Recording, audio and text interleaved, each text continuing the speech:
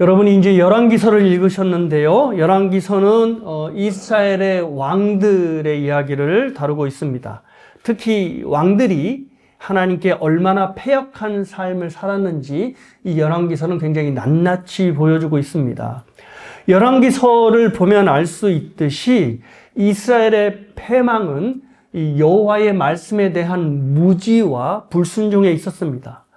그 지혜롭다고 말하는 솔로몬 왕도 왕이 되자마자 하나님의 말씀을 불순종했습니다.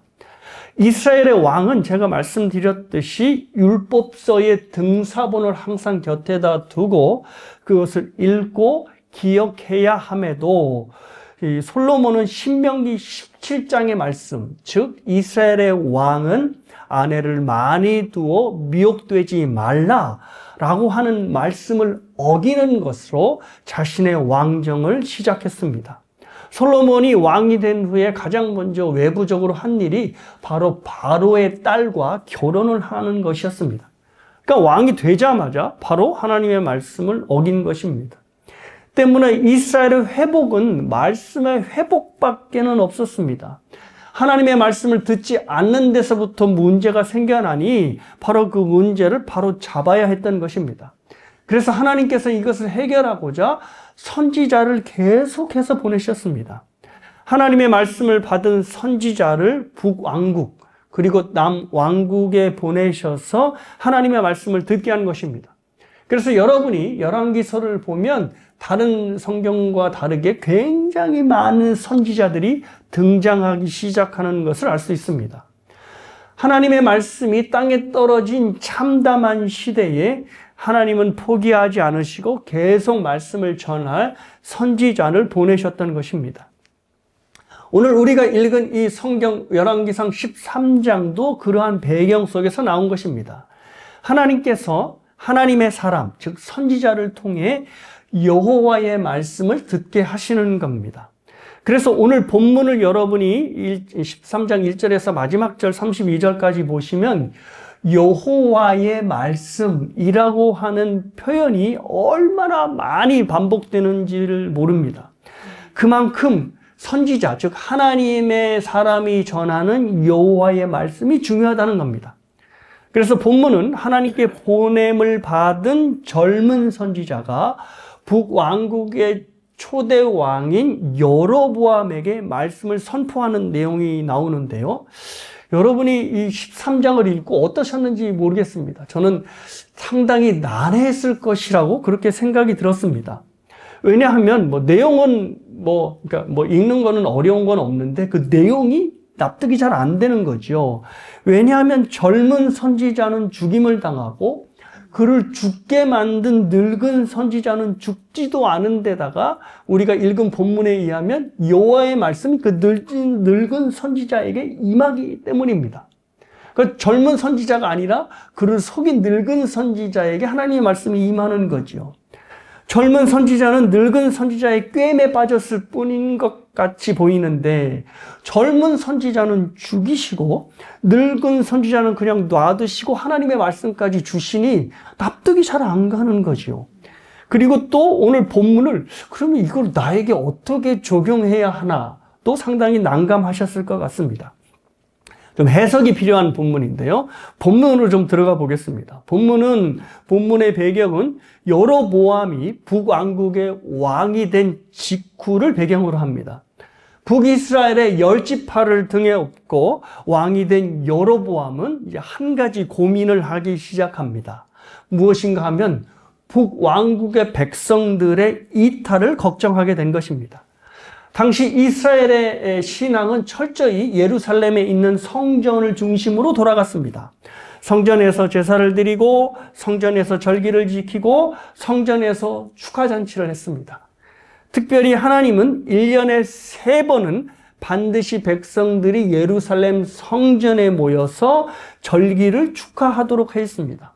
그래서 화면에 보시면 저렇게 세절기, 무교절, 그러니까 6월절이죠. 그리고 수학절이라고 하는 77절, 그리고 이스라엘 백성들이 광야에서의 삶을 기념하는 수장절, 장막절, 이렇게 3번의 절기는 예루살렘 성전에서 이스라엘 백성들이 다 모여서 지키도록 한 것이죠. 근데 이스라엘 백성들 전체가 다 예루살렘에 모일 수 없으니 각 가정의 가장들만 이제 따로 예루살렘에 순례길을 가게 해서 그 절기 때 이제 반드시 3번 여호와 앞에서 예배하고 여호와 앞에서 그 절기를 축하할 수 있도록 만든 것입니다. 비록 이스라엘이 지금 남왕국과 북왕국으로 갈라져 있는 상태지만 이 윤리에는 변함이 없습니다. 그러니 북왕국의 백성들이 당연히 이제 남왕국 예루살렘으로 가야 하는 거지요. 그런데 여기에 이제 여로보암의 고민이 있는 겁니다. 만약 북이스라엘의 이 백성들을 그냥 남왕국 예루살렘으로 계속 보낸 것을 허락한다면 언젠가 북왕국의 백성들이 남왕국으로 흡수되지 않겠는가라고 걱정을 한 것입니다. 이거는 편한 걱정이 아닙니다. 우리나라의 상황을 생각해 보면 납득이 가실 겁니다. 만약에 북한의 주민들이 정기적으로 일로 인하여서 서울에 오게 된다면 북한이 가만히 놔둘까요? 아닙니다. 수단과 방법을 가리지 않고 북한 주민이 남한을 방문하는 것을 철저히 막았을 것입니다. 그러니까 여로보암도 똑같은 상황인 겁니다. 북왕국의 백성들이 남유다에 가지 않도록 수단과 방법을 가리지 않고 막았는데, 근데 그 막은 방법이 바로 뭐였냐면 북왕국의 유사 종교를 만드는 것이었습니다. 북왕국에도 단과 베델 2곳에 예루살렘 성전을 대신할 수 있는 거대한 산당을 짓고 그 산당 2곳의 산당 안에 황금 송아지를 둔 것입니다. 그리고 그 황금 송아지가 이스라엘을 구원한 너희의 여호와 하나님이라 라고 공표를 한 것입니다. 말도 안 되지요. 그리고 또 제사장도 아무나 임명을 했습니다. 원래 하나님께서 제사장은 레위 지파 사람들만 할 수 있도록 따로 정하셨는데 그냥 하고 싶은 사람 모두가 할 수 있도록 그냥 그렇게 문을 확 열어놓은 것입니다. 그리고 절기도 남유다와 비슷하게 하되 날짜를 바꿨습니다. 그러니까 한마디로 여로보암이 자기 마음대로 북왕국의 유사 종교를 만들어서 야 너희들 예루살렘까지 갈 필요 없어. 그냥 북왕국에서 알아서 이렇게 하나님을 믿으면 돼 라고 했던 것입니다. 그러니까 하나님께 정말로 크나큰 패역을 저지른 겁니다. 그러니 하나님께서 가만히 계실 리가 없지요. 하나님께서 젊은 선지자를 택하셔서 여로보암에게 심판을 선포하도록 하셨습니다. 그게 이제 2절에서 3절 말씀입니다. 하나님의 사람이 제단을 향하여 여호와의 말씀으로 외쳐 이르되 제단아 제단아 여호와께서 이와 같이 말씀하시기를 다윗의 집에 요시야라 이름하는 아들을 낳으리니 그가 내 위에 분향하는 산당 제사장을 내 위에서 제물로 바칠 것이요 또 사람의 뼈를 내 위에서 살리라 하셨느니라 하고 그날에 그가 징조를 들어 이르되 이는 여호와께서 말씀하신 징조라 제단이 갈라지며 그 위에 있는 재가 쏟아지리라 하매. 자, 젊은 선지자가 이제 여로보암이 분향하고 있는 산당에 나타났습니다.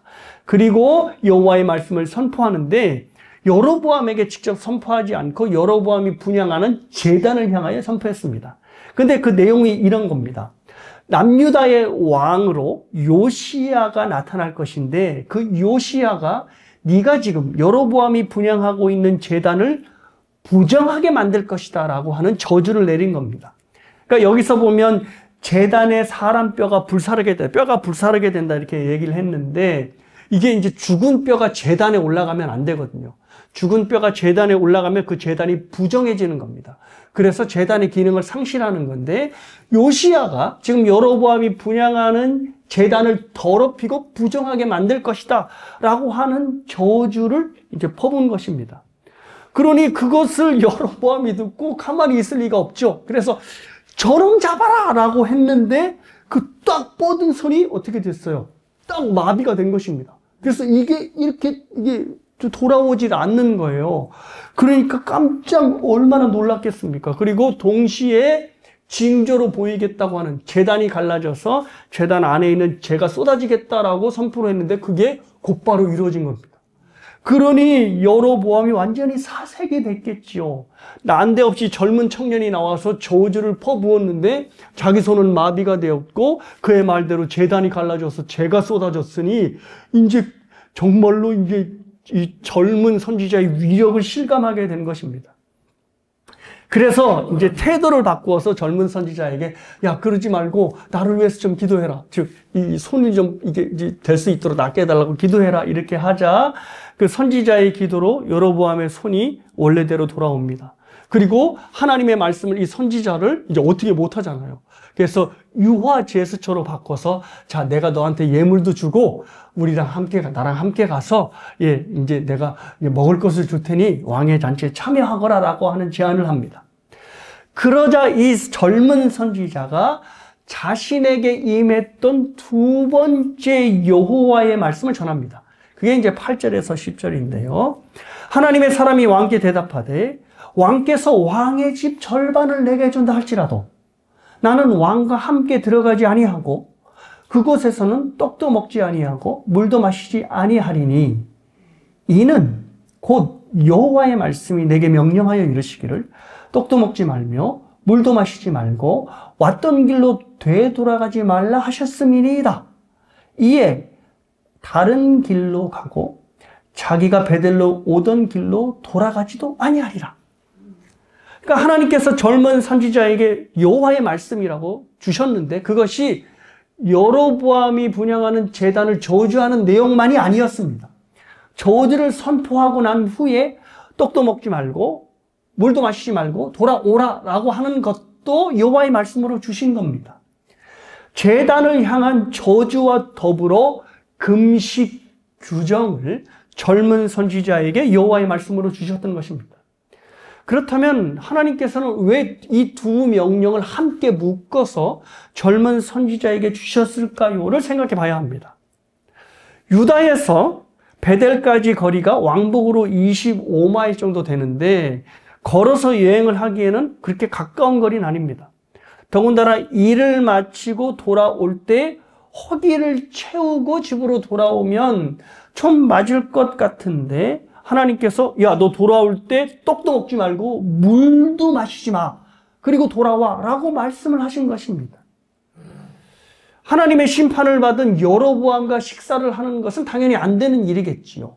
그런데 만약에 다른 사람이 그냥 소소하게 떡과 물을 준다면 그것을 마시고 올만하지 않습니까? 기운을 차리고. 그런데 하나님께서 그것마저도 금지하신 것입니다. 왜 이러시지? 하나님이 왜 이러한 명령을 여호와의 말씀으로 젊은 선지자에게 주셨을까요? 그것은 바로 첫 번째 여호와의 말씀으로 주신 것 뭐였죠?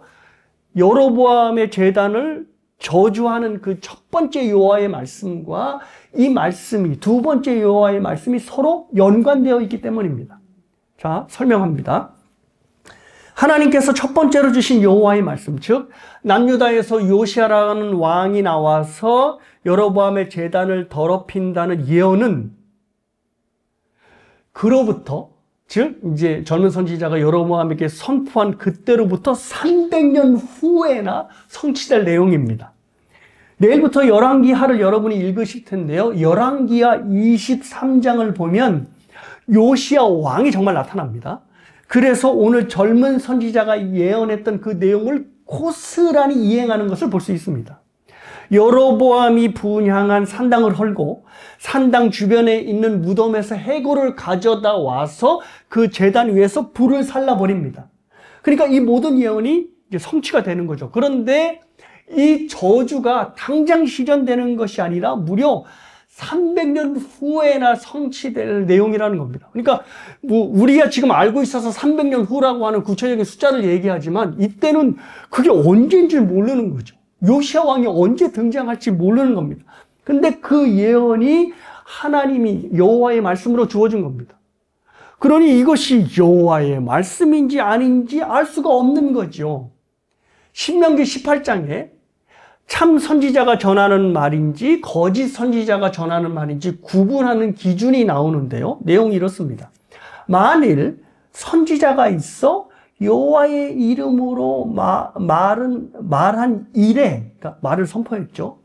증함도 없고 성취함도 없으면 이는 여호와께서 말씀하신 것이 아니요 그 선지자가 제 마음대로 한 말이니 너는 그를 두려워하지 말지니라. 자, 참 선지자인지 거짓 선지자인지 그 말을 어떻게 구분해? 기준이 간단합니다. 선포된 말씀이 성취가 되면 그는 참 선지자가 전한 여호와의 말씀인 것이고 아니면 거짓 선지자가 전한 거짓말인 것입니다.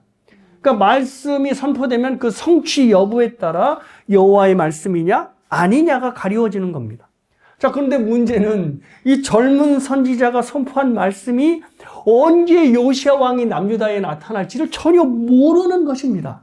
그러니 그가 선포한 말씀이 여호와의 말씀인 거야 아닌 거야 라고 당장 알 수가 없는 것이지요. 그래서 첫 번째 여호와의 말씀에다가 금식 규정을 덧붙여 두 번째 여호와의 말씀을 주신 것입니다. 자, 젊은 선지자가 첫 번째로 전한 여호와의 말씀이 정말로 하나님께 받은 여호와의 말씀이라면, 그래서 그가 정말 참 선지자라면 두 번째로 주신 여호와의 말씀을 어떻게 할까요? 필사적으로 지키겠죠. 왜? 참 선지자는 여호와의 말씀을 무조건 순종하고 지키는 사람이니까. 그래서 이 금식 규정을 엄격하게 지키면 첫 번째 전한 여호와의 말씀도 정말로 여호와의 말씀이구나. 저가 참 선지자이고 저가 전한 말씀이 정말로 참 하나님의 말씀이구나 라고 하는 것으로 여겨지기 때문입니다. 그래서 젊은 선지자가 여로보암 왕이 내가 예물도 주고 나의 잔치로 와 라고 했을 때 왕의 집 절반을 준다 해도 할 수 없습니다 라고 아주 단호하게 거절을 한 것입니다. 제단을 향한 심판의 말씀의 진위가, 그러니까 진짜냐 거짓이냐고 하는 진위가 선지자의 금식 규정에 대한 순종에 달려 있기 때문이었습니다. 젊은 선지자가 받은 두 번째 여호와의 말씀, 떡도 물도 입에 대지 말라라고 하는 모습을 보면 첫 번째로 선포한 제단에 대한 저주도 여호와의 말씀이겠구나라고 사람들은 보게 될 것이기 때문입니다. 자, 이 모든 이제 상황을 이 늙은 선지자가 정확하게 간파한 것 같습니다. 그 늙은 선지자도 역시 선지자이죠. 그러니 신명기 17장에서 얘기한 것처럼 저게 하나님의 말씀인지 아닌지에 대한 기준을 정확히 알고 있었습니다. 그러니까 저게 정말로 이루어지면 하나님의 말씀이고 이루어지지 않으면 하나님의 말씀이 아니라는 것을 알고 있었던 거죠. 그래서 그가 정말 여로보암 앞에서 선포한 저주가 정말로 여호와의 말씀이라면 그는 여호와의 말씀에 따라 분명히 물과 떡을 입에 대지 않을 것이다 라는 것을 알고 분명히 그러면 시험해 봐야 되겠다라고 이 늙은 선지자가 젊은 선지자를 쫓아가서 시험을 하는 것입니다. 자, 이제 무사하게 선포를 하고 젊은 선지자가 왔던 길도 아닌 다른 길로 갑니다. 자, 고된 일정을 마치고 집으로 가다가 이 선지자가 너무나 힘들어서 이제 나무 그늘 아래서 쉬고 있는데 그를 쫓아온 늙은 선지자를 만난 것입니다. 그래서 그 늙은 선지자가 젊은 선지자를 초대하는 거죠. 자, 왕의 만찬은 아니어도 우리 집에 가서 먹자. 떡과 물 마시고 네가 기운 차려서 이제 너 베들로 돌아가거라 라고 이제 구원했던 겁니다. 그러자 젊은 선지자는 여로보암에게 했던 똑같은 내용으로 거절합니다. 여호와의 말씀에 떡도 먹지 말고 물도 마시지 말라 라고 하면 이제 거절을 하는 거죠. 금식의 규정도 여호와의 말씀인 것을 이 늙은 선지자에게 딱 말을 한 것입니다. 자, 그러자 늙은 선지자가 다른 말로 젊은 선지자를 유혹합니다. 그게 이제 18절인데요. 그가 그 사람에게 이르되 나도 그대와 같은 선지자라. 천사가 여호와의 말씀으로 내게 이르기를 그를 내 집으로 데리고 돌아가서 그에게 떡을 먹이고 물을 마시게 하라 하였느니라 하니 이는 그 사람을 속임이라. 늙은 선지자가 천사 운운하면서 야 나도 같은 선지자야 라고 말을 한 것입니다. 야 너만 선지자 아니야, 나도 여호와의 말씀을 받는 선지자거든 하고 말한 것입니다. 여러분 같으면 어떻게 하시겠습니까? 거절하시겠습니까? 아니면 선배의 말을 못 이기는 척하고 따라가시겠습니까? 너무 그렇게 넘어가시면 안 되는데. 그런데 여러분이 신앙생활 하면서 이 내용이 여러분이 몇 번 들어봤을 내용이거나 아니면 몇 번 했을 내용이 아닙니까? 야, 너만 교회 다니냐? 나도 교회 다녀. 근데 뭘 그렇게 유별나게 신앙생활을 하냐? 꼭 그렇게 한다고 예수쟁이가 되는, 왜 이렇게 너는 융통성이 없냐? 라는 말을 들어보셨구나 아니면 해보셨구나 했을 겁니다. 만약 이 말을 불신자가 나에게 했다면 흔들리지 않습니다. 그냥 불신자니까 자 그럼 안 돼 라고 했겠지만, 나보다 먼저 신앙생활을 하는 선배들이 이런 말을 하면 사실 흔들리는 게 사실입니다. 근데 젊은 선지자가 딱 그런 상황에 놓인 것입니다. 늙은 선지자가 나도 선지자라고 하면서 젊은 선지자가 경험하지 못하는 천사들을 운운하니까 그러면 하나님이 바꿨나? 라고 넘어갔을 것 같이 보이는 겁니다. 자, 그런데 잘 생각해 보셔야 됩니다. 제 생각은 좀 다릅니다. 그가 선배로 그를 유혹했기 때문에, 아니면 천사를 운운했기 때문에 넘어간 것이 아니라, 그가 넘어간 결정적인 이유는 선지자에게 정말 필요한 말을 이 늙은 선지자가 했기 때문이라고 생각합니다. 당시 젊은 선지자는 말씀드린 대로 상당히 지쳐 있었습니다. 서슬이 시퍼런 여로보암 앞에서 하나님의 심판을 선포해야 되니 얼마나 진이 빠졌겠습니까? 그리고 왕궁에서 여로보암이 저놈 잡아라까지 했으니 생명의 위협까지 당한 거죠. 근데 하여튼 무사히 사역을 마치고 돌아가는 그 길이 얼마나 고달팠겠습니까? 스트레스와 압박감이 극에 달하고 완전히 이제 긴장이 풀린 채로 풀어졌을 것입니다. 게다가 일을 마친 후에도 떡도 먹지 말고 물도 마시지 마라고 하나님이 명령하셨으니 정말로 힘들고 힘들었던 겁니다. 근데 그 차에 그 늙은 선지자가 와서 야, 하나님 말씀 바뀌었어. 먹어도 된대. 마셔도 된대. 이렇게 했으니 그에게 정말 필요한 말을 늙은 선지자가 한 것입니다. 그렇지, 사랑과 자비가 풍성하신 하나님이 나를 이렇게 코너로 몰 일이 없지. 그래, 하나님이 마음을 바꾸셨구나라고 생각을 한 겁니다. 그래서 왕의 요청에도 단칼에 거절했던 젊은 선지자가 마음을 바꿔 늙은 선지자와 함께 먹고 마셨던 것입니다. 사랑하는 여러분, 여기에 우리가 적용해야 할 굉장히 중요한 지점이 있습니다. 그것은 바로 여호와의 말씀은 우리가 듣고 싶어 하는 말씀만 여호와의 말씀이 되는 게 아니라는 겁니다.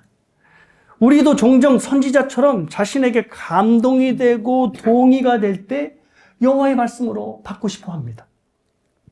자신의 현 상황을 해결해주는 말씀으로 들리거나 아니면 나의 힘들어하는 마음을 위로하는 말씀으로 들릴 때면 목사님, 오늘 말씀이 정말로 은혜로웠습니다 라고 하는 말을 저에게 꼭 하십니다. 그러면 저는 마치 세상을 다 가진 사람인 양 너무너무 행복해하는 것이죠. 그런데 오늘 본문에서 보았듯이 여호와의 말씀은 절대 우리의 상황을 봐주지 않습니다. 젊은 선지자가 분명 지금 힘든 상황인 것은 맞습니다. 하지만 떡도 먹지 말고 물도 마시지 말라라고 하는 말씀은 편함이 없습니다. 왜냐하면 하나님께서 여로보암에게 선언한 그 선언이 이 금식의 규정과 연결시키셨기 때문입니다.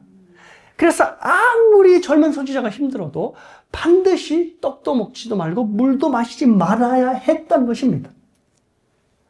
마찬가지로 힘든 상황이라고 해서 하나님은 우리에게 위로의 말씀만 주시지 않습니다. 때로는 우리를 더욱더 곤란하게 만드시기도 하시고 더욱더 몰아붙이는 말씀을 주시기도 하십니다.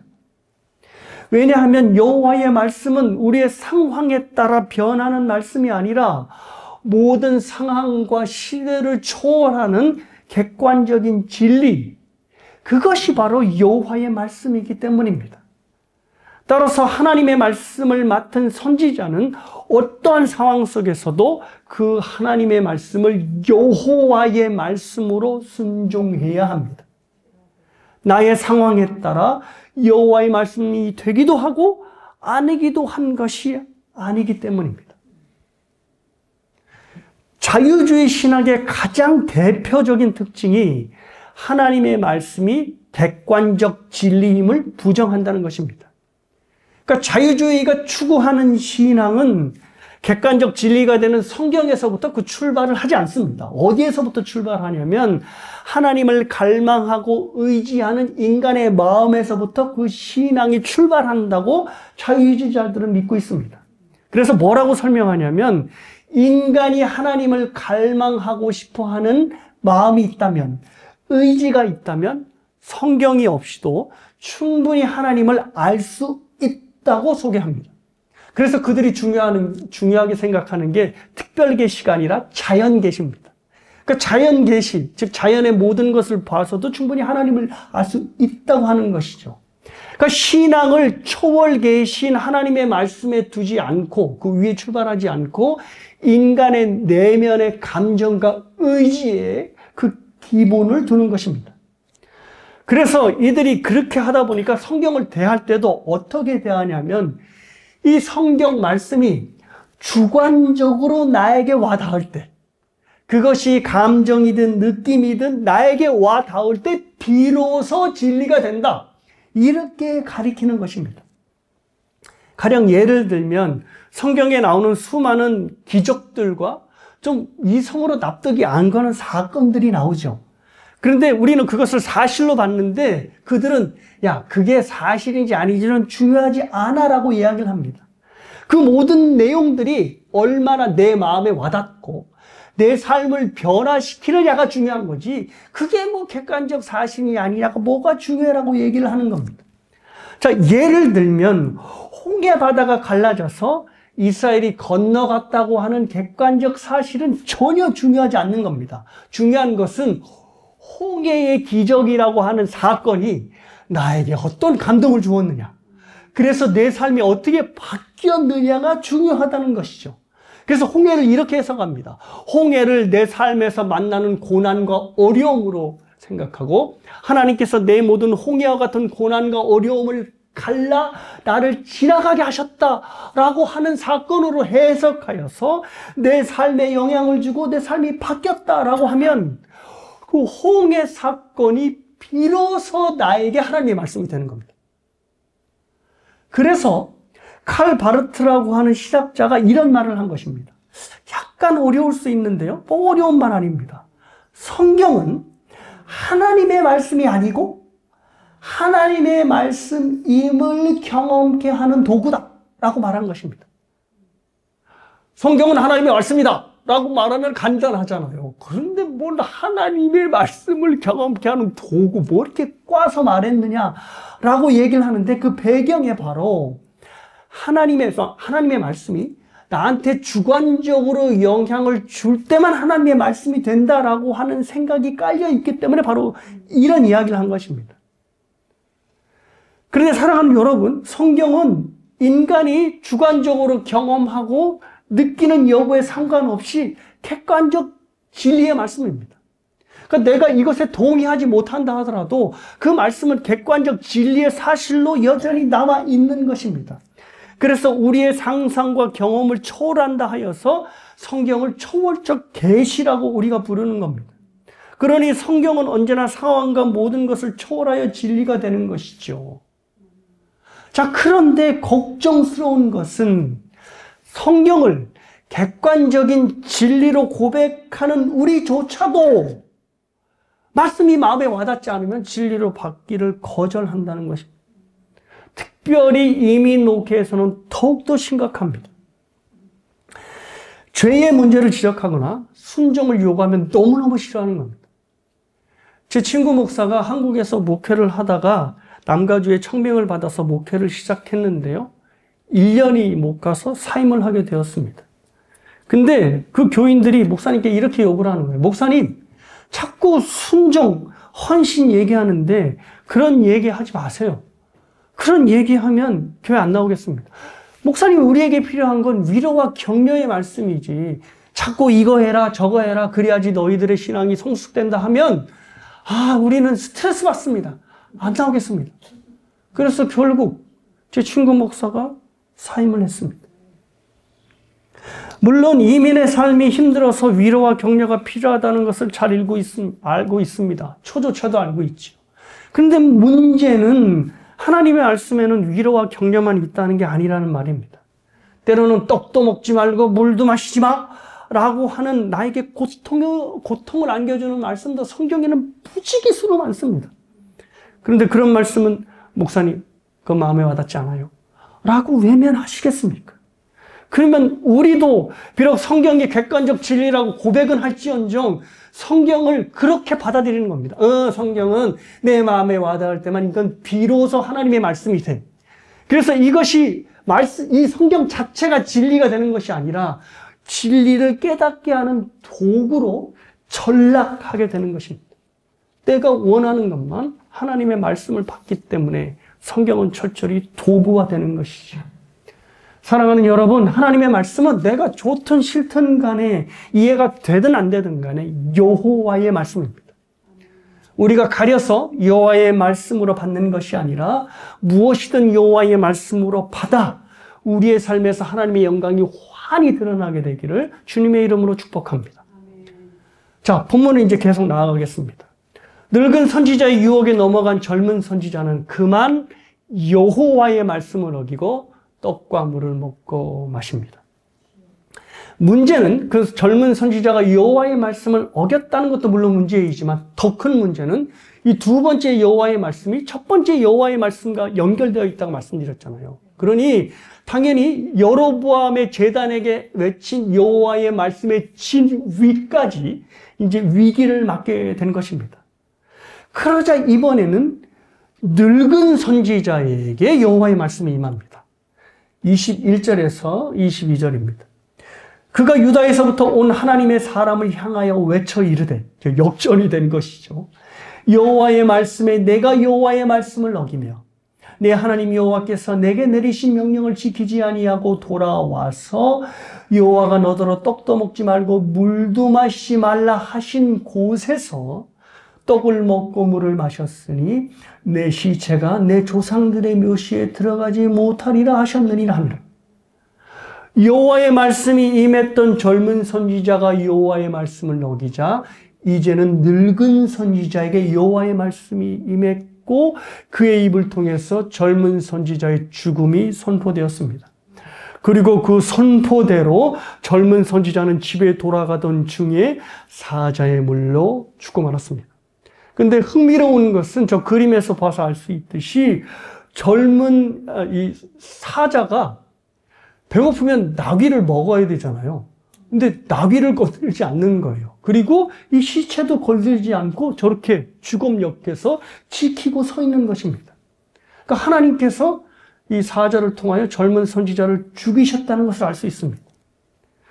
젊은 선지자의 죽음으로 그가 여로보암 앞에서 선포한 여호와의 말씀도 반드시 성취가 될 여호와의 말씀임이 비로소 입증이 된 것입니다.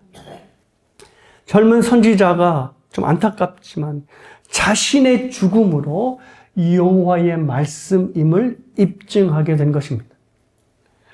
사랑하는 여러분, 이렇듯 선지자는 여호와의 말씀을 받은 자로 그 말씀이 반드시 성취되는 여호와의 말씀임을 입증하는 사람입니다. 설령 그 입증을 위해 죽음을 맞이하게 된다라도 그 죽음을 기꺼이 맞이하는 사람들이 바로 선지자인 것입니다. 그래서 여러분이 26절을 보시면 늙은 선지자가 하나님의 말씀을 어긴 젊은 선지자를 여전히 하나님의 사람으로 부르는 것을 알 수 있습니다. 물론 좀 단서가 붙죠. 하나님의 말씀을, 여호와의 말씀을 어긴 하나님의 사람이라고 하는 단서가 붙지만 그는 여전히 하나님의 사람인 것입니다. 왜? 자신의 죽음을 통해 여호와의 말씀이 성취될 여호와의 말씀인 것을 입증했기 때문입니다. 그래서 비록 말씀을 불순종하긴 했지만 그의 죽음으로 인하여서 여호와의 말씀을 입증했고 더불어 늙은 선지자의 회개까지 이끌어낸 것입니다. 사랑하는 여러분, 이 부분이 우리가 적용해야 할 두 번째 지점입니다. 개혁주의 신학에서 제일 중요한 내용 중에 하나가 예수님의 삼중직입니다. 뭐죠? 예수님이 제사장, 왕, 선지자의 직분을 갖고 있다는 겁니다. 구약에 보면 여러분이 제사장, 왕, 선지자가 계속 나오죠. 그런데 이 세 직분이 모두 예수님을 가리키는 모형이었고 예수님께서 이 세 가지 직분을 완전히 성취하시자 신약 시대에서는 이 세 직분을 전문적으로 감당하던 사람들이 없어지게 된 것입니다. 자, 그런데 이제 중요합니다. 사람들, 즉 전문적으로 이 세 직분을 담당하는 사람들만 없어졌지 이 세 직분은 신약의 성도들이 삶으로 감당해야 할 사역으로 고스란히 전해졌다는 겁니다. 자, 하이델베르그 교리문답 32번을 제가 읽어드릴 텐데요. 이렇게 되어 있습니다. 당신은 왜 그리스도인이라 불립니까? 라고 하는 질문에 왜냐하면 내가 믿음으로 그리스도의 지체가 되어 그의 기름 부음에 참여하기 때문입니다. 나는 선지자로서 그의 이름의 증인이 되며 제사장으로서 나 자신을 감사의 산 제물로 그에게 드리고 또한 왕으로서 이 세상에 사는 동안 자유롭고 선한 양심으로 죄와 마귀에 대항하여 싸우고 후로는 영원히 그와 함께 모든 피조물을 다스릴 것입니다. 그리스도가 기름 부은 자라고 하는 뜻이거든요. 그런데 이 제사장, 왕, 선지자 이 세 직분 모두 다 기름 부음을 받는 직분이에요. 근데 이 직분이 누구한테? 그리스도인 우리에게 고스란히 왔답니다. 그래서 우리의 삶에서 제사장, 왕, 선지자의 직분을 행하면서 살게 되었다는 것이죠. 그러면 우리가 바로 무엇이죠? 이 시대의 선지자라는 것입니다. 여호와의 말씀은 반드시 이루어진다라고 하는 진리임을 증언하는 증인, 선지자가 바로 저와 여러분인 것이죠. 그러면 사랑하는 여러분, 우리가 선지자 된 입장에서 무슨 생각을 본문을 통해서 가져야 되냐면 말씀을 향한 비장함을 갖고 있어야 합니다. 나를 통해 성경이 하나님의 말씀, 여호와의 말씀을 드러나기 위해서는 내가 죽어도 좋다라고 하는 각오, 비장함이 우리에게 있어야 된다는 것이죠. 근데 개혁주의 신앙이 원래 그런 겁니다. 개혁주의 신앙의 중심이 하나님의 말씀, 뭐죠? 솔라 스크립투라, 오직 하나님의 말씀, 성경이죠. 그러니 신약 이 개혁주의의 선배들을 보면 성경 때문에, 하나님의 말씀 때문에 수도 없이 목숨을 잃었습니다.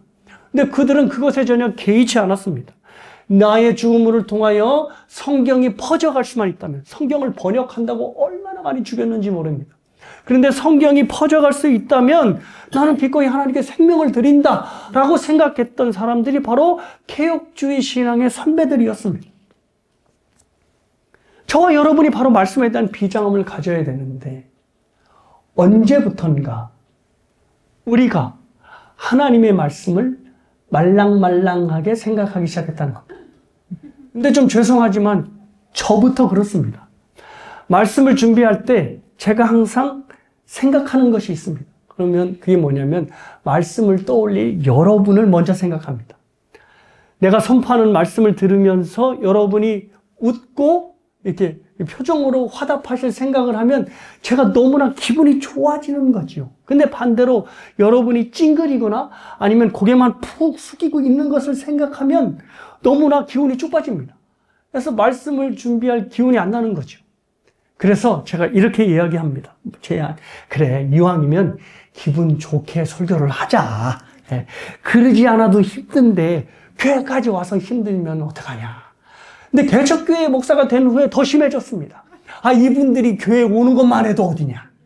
아이고, 감사하지. 근데 이분한테 자꾸 뭘 죄가 어떻고 그렇게 살면 안 된다고 얘기하면 어떡해. 내 친구 목사는 그래서 쫓겨났는데 나까지 쫓겨나지. 이렇게 생각도 드는 겁니다. 그래서 하나님의 말씀에 집중하기보단 여러분을 먼저 떠올리고 그 말씀을 준비하는 것입니다. 그런데 말씀드렸듯이 하나님은 우리에게 위로와 격려만 하지 않으신다는 것이죠. 젊은 선지자가 선포한 것처럼 우리의 등골을 오싹하게 만드는 심판과 저주의 말씀을 한다는 것입니다. 제가 좋아하는 R.C. 스프롤이라고 하는 신학자가 이런 말을 했습니다. 만일 설교자가 회중으로부터 목사님, 오늘 설교는 정말 끔찍했습니다. 단 한마디도 마음에 와닿지 않았습니다. 라는 말을 한 번도 들어보지 못했다면 그 사람은 지금까지 복음을 선포하지 않은 설교자이다. 라고 말을 했다 합니다. 목사님 너무 과한 거 아니에요?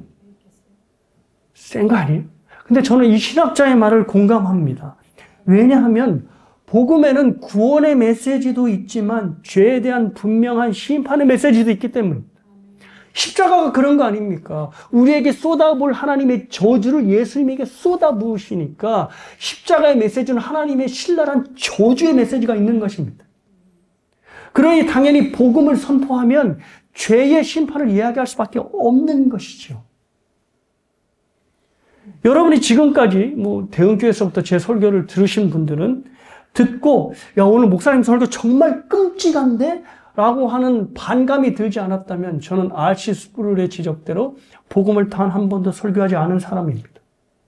근데 제가 곰곰이 생각해 보니 1998년도에 신학교에 들어가서 전도사로 설교를 시작했으니 설교한 지가 거의 26년째가 돼가는 겁니다. 근데 26년 동안 저는 제 설교가 끔찍하다는 말을 단 한 번도 들어본 적이 없습니다. 올교로 설교를 잘한다고 얘기를 들은 적이 있어도. 근데 그것이 오히려 자랑거리가 아니라 오히려 선지자의 직분을 감당할 목사로 너는 제대로 할 일을 하지 않았어 라고 하는 주님의 심각한 꾸지람을 들은 이유가 되었다는 것입니다. 사랑하는 여러분, 저와 여러분이 이 시대의 선지자로 하나님의 말씀을 전할 사명으로 부름을 받았다면 목숨을 걸고 하나님의 말씀에 순종해야 하고 그 말씀이 여호와의 말씀인 것을 삶으로 드러내야 합니다. 설령 그 여호와의 말씀 때문에 젊은 선지자처럼 목숨을 잃고 손해를 본다 하더라도 그 말씀을 지켜야 하는 사람들이 저와 여러분인 것입니다. 왜냐하면 저와 여러분이 이 시대의 선지자이기 때문입니다. 그래서 선지자의 원형이신 예수님이 그렇게 하셨습니다. 흠없는 어린 양의 죽음만이 하나님의 백성을 구원할 수 있다라고 하는 말씀을 입증하기 위해서 예수님은 죽음을 선택하셨습니다. 그래서 겟세마네 기도에서는 분명히 자신이 살 것을 원했지만 하나님의 약속이 여호와의 말씀인 것을 입증하기 위하여 자신의 죽음을 선택한 것입니다. 젊은 선지자는 불순종에 이은 죽음으로 여호와의 말씀을 입증했지만 예수님은 순종에 이은 죽음으로 여호와의 말씀을 입증한 것입니다. 그리고 성부 하나님께서는 죽음으로 여호와의 말씀을 입증한 예수님을 부활로 일으키셔서 그가 모세 이후의 참 선지자이고 그의 순종이 합당하다라는 것을 부활을 통해 보여주신 것입니다. 사랑하는 여러분, 저와 여러분이 하나님의 말씀을 입증하는 선지자로 부름을 받은 이상 우리는 말씀 때문에 목숨을 거는 위험한 사역 안으로 이미 저와 여러분이 들어가 있는 것입니다. 하지만 예수님이 말씀하신 것처럼 죽고자 하는 자는 살 것이고 살고자 하는 자는 죽는다라고 말씀하신 것처럼 말씀에 순종하여 기꺼이 죽음을 자처하는 자에게는 하나님께서 풍성하고 영원한 생명으로 갚아주실 것입니다. 온통 거짓과 유혹이 판을 치는 여로보암과 같은 이 시대에 우리에게 주어진 말씀을 여호와의 말씀으로 생명을 다하며 증거하게 될 때 우리의 모습을 보며 늙은 선지자에게 일어났던 회개의 역사가 우리의 주변에서 일어나게 될 줄을 믿습니다. 여호와의 말씀을 삶으로 온전히 드러내는 하나님의 사람이 되시길 주님의 이름으로 축복합니다.